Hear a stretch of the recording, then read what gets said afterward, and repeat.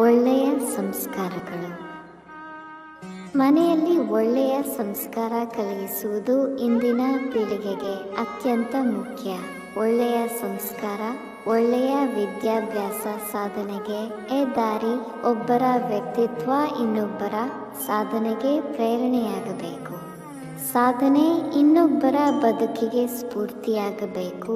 ಒಬ್ಬರ ವ್ಯಕ್ತಿಯ ಒಳ್ಳೆಯ ಸಂಸ್ಕಾರ ಒಂದು ಒಳ್ಳೆಯ ಸಮಾಜಕ್ಕೆ ದಾರಿ ದೀಪವಾಗಬೇಕು. ಮಕ್ಕಳಿಗೆ ಒಂದು ಇಷ್ಟವಾದ ವಸ್ತು ಕೊಡಿಸದಿದ್ದರೆ ಸ್ವಲ್ಪ ಸಮಯ ಅಳುತ್ತಾರೆ. ಆದರೆ ಒಳ್ಳೆಯ ಸಂಸ್ಕಾರ ವಿದ್ಯಾಭ್ಯಾಸ ಕಲಿಸದಿದ್ದರೆ ಜೀವನ ಪೂರ್ಣ ಕಷ್ಟಪಡುತ್ತಾರೆ. ಹೊಸದಾಗಿ ಪರಿಚಯ ಆದವರ ಬಳಿ ಅವರ ವ್ಯಕ್ತಿತ್ವ ಗುಣ ತಿಳಿಯದೆ ಅವರ ಬಳಿ ಕೆಲಸ, ವಯಸ್ಸು, ಹಣ, ವ್ಯವಹಾರದ ಚರ್ಚೆ ಮಾಡಬಾರದು. ಸ್ನೇಹಿತರ, ಸಂಬಂಧಿಕರ ಜೊತೆ ಇರುವಾಗ ಅಹಂಕಾರದಿಂದ ಮಾತನಾಡಬೇಡಿ. ಒಂದೇ ಮನಸ್ಥಿತಿಯಿಂದ ಅವರ ಜೊತೆ ಬೆರೆತು ಮಾತನಾಡಬೇಕು. ನಮಗೆ ಯಾರಾದರೂ ಸಹಾಯ ಮಾಡಿದರೆ ಅವರಿಗೆ ತಪ್ಪದೆ ಧನ್ಯವಾದ ಹೇಳುವುದು ಎಂದು ಮರೆಯಬಾರದು. ಬೇರೆಯವರಿಗೆ ಪದೇ ಪದೇ ಫೋನ್ ಕಾಲ್ ಮಾಡಬಾರದು. ಅಂತಹ ಅಭ್ಯಾಸ ಬಿಟ್ಟು ಬಿಡಿ. ಕೈಯಲ್ಲಿ ಕೋಟಿ ಇದ್ದರೂ ಹಿರಿಯರಿಗೆ, ತಂದೆ ತಾಯಿಗೆ ಗೌರವ ಕೊಡುವುದು ಒಳ್ಳೆಯ ಸಂಸ್ಕಾರ. ಸುಂದರ ಭವಿಷ್ಯ ಸಿಗಬೇಕಾದರೆ ಕೇವಲ ಶಿಕ್ಷಣ ಮಾತ್ರ ಅಲ್ಲ, ಜೊತೆಗೆ ನಾವು ಕಲಿಯುವ ಸಂಸ್ಕಾರವು ಮುಖ್ಯವಾಗಿರುತ್ತದೆ.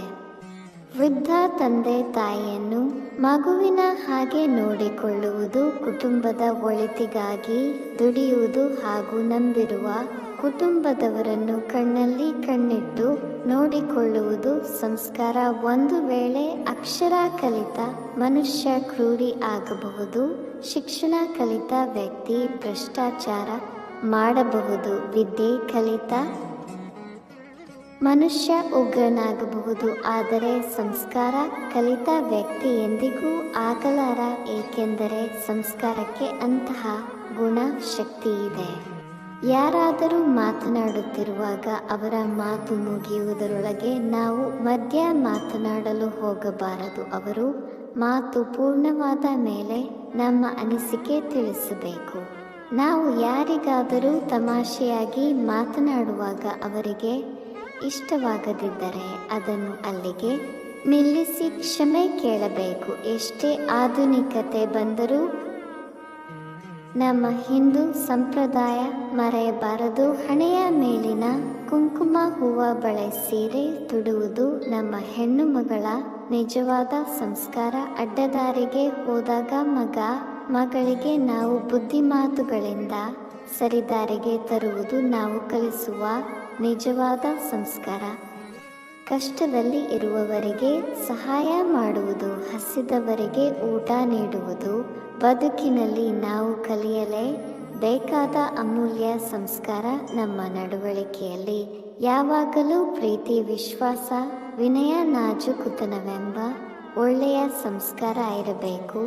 ಕೈ ಮುಗಿದು ಸೌಜನ್ಯ ತೋರುವ ಪ್ರತಿಯೊಬ್ಬ ವ್ಯಕ್ತಿಯೂ ಅವರ ನಿಜವಾದ ಬದುಕಿನ ಸಂಸ್ಕಾರ ತಿಳಿಸುತ್ತದೆ. ಅವರ ಬದುಕಿನ ಮೌಲ್ಯಗಳು ಅದರಲ್ಲಿ ತುಂಬಿದ್ದು ಅಹಂಕಾರ, ಆಡಂಬರದ ಗುಣ ಇಲ್ಲದ ಸಿಂಪಲ್ ವ್ಯಕ್ತಿಯಾಗಿರುತ್ತಾನೆ. ವಿಡಿಯೋ ನೋಡಿದ ಮೆಚ್ಚಿನ ಸ್ನೇಹಿತರಿಗೆ ತುಂಬು ಹೃದಯದ ಧನ್ಯವಾದಗಳು. ದಯವಿಟ್ಟು ಸಬ್ಸ್ಕ್ರೈಬ್ ಮಾಡಿ ಸಹಕರಿಸಿ.